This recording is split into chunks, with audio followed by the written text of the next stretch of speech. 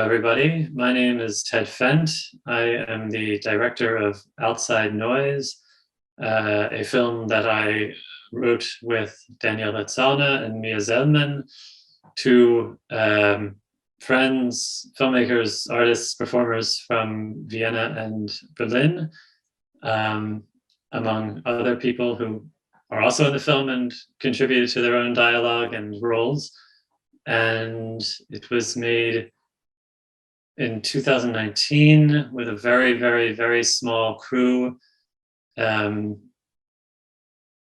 was the first time I was working with funding from another source. This was from the Jeonju Cinema Project and with producers from Flaneur Films in Berlin and KGP Productions in Vienna, but they allowed me to make pretty much the exact same movie I would have made otherwise, which I'm glad about and thankful for.